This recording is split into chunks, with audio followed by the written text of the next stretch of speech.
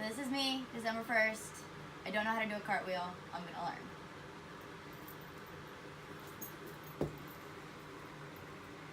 So first you are going to get into a lunge and you want to pretend like there's like a straight line, like you're in like a straight line. And you want to make sure you put down your most dominant hand first. So for me, mine's the left, my left hand for cartwheels. And then you're going to just push up, and then you want to make sure that you focus on getting your legs really straight, even if they're not as high as you can go. Just try to get them really straight. And what would help would be probably stretching first, just telling you, like, so you don't pull anything.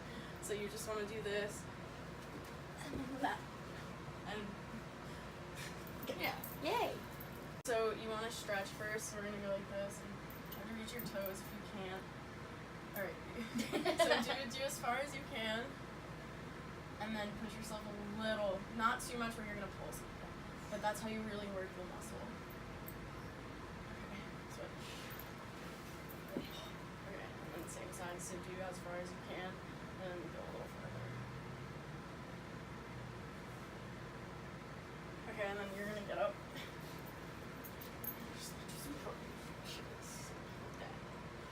Feel the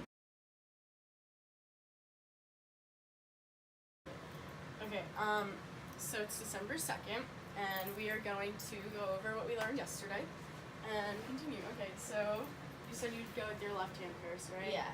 Okay, so just remember you kind of want to get into a lunge and then just focus on really straightening your legs with your most dominant hand going down first, and your other one following, and then just focus on your legs being straight all the way.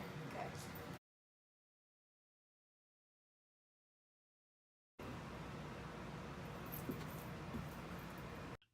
So after finishing this assignment and learning how to do a correct cartwheel, I just wanted to talk through kind of the correct steps that Brittany and I took to get the outcome that we wanted, which is me learning how to do a cartwheel correctly.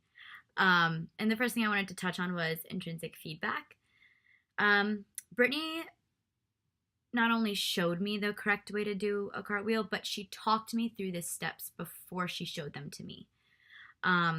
So for example, right off the bat, she told me that I had to stretch first, and that's not really something that is necessary for doing a cartwheel, but I think it's necessary for someone who doesn't do cartwheels often, who isn't very flexible, and, doing something like this and not knowing how to correctly do it, my first couple of times, there's room for someone to get hurt.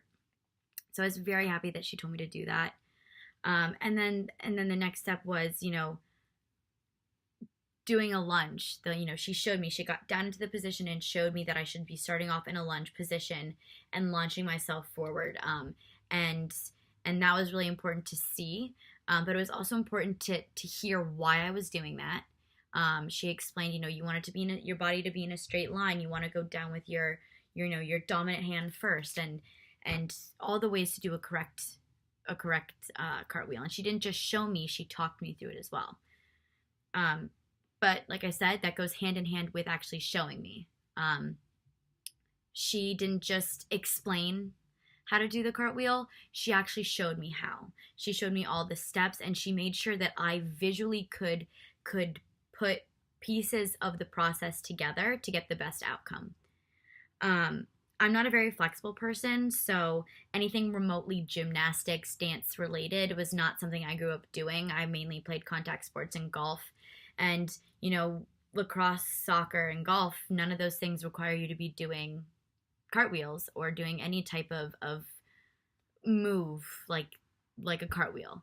It's not common to see a soccer player, a lacrosse player on the field or at practice doing cartwheels. It's not common to see a golfer on the golf course doing cartwheels. So it wasn't really a skill that I ever picked up or that I felt like I needed to pick up. But going back to the feedback that I was getting, it was really great to not only hear the steps, but to also see them. I'm a type of learner that needs I need both of them. I'm not just a visual learner, and I'm not just a verbal learner. I'm someone that needs to see all the steps that I need to be taking, but I also need to know why I need to be taking them to get to the correct outcome. And I think Brittany did a great job in doing that. She was a great teacher with me, and being my best friend, she does know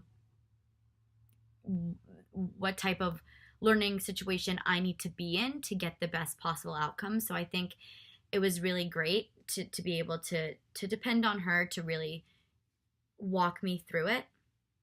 And I think that was, that is something that I did take away from this, is that knowing what type of learner your student is probably one of the most important things in any type of lesson scenario. I mean, say you had someone who is only a verbal learner and could only do things,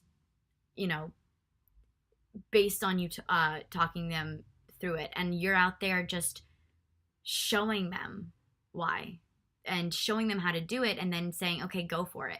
That's not going to help you, and it's not going to help your student in the long run, because your student will say, well, it didn't work for me. Well, I'm not going to go back to her. Can I get a new teacher? And that's obviously not something that you want. So I think that's one of the takeaways I took from this. And then a second one is, it's not hard to teach someone a new skill. You can do it perfectly, but unless they are willing to learn and are willing to accept the new skill, you won't really get that far. So I think that when you're giving a lesson or you're teaching someone to do something, you have to know how far your students really are willing to learn, and how much you should be pushing something. So yeah, I had a fun time doing this, and I'm glad now I know how to do a cartwheel, and I might not be needing it on the golf course, but I can say now that I can do one, which is really cool.